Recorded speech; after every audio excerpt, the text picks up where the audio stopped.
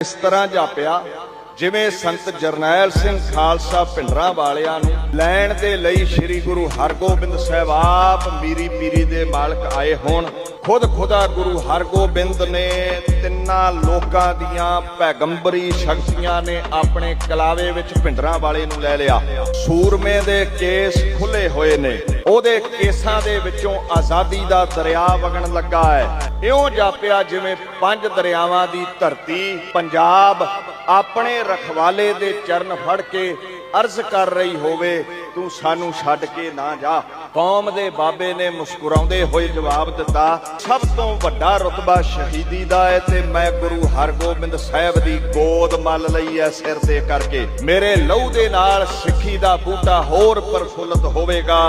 मैं अपनी सेवा निभा चलिया, गुरु रामदास पातशाह ए प्रवान करन।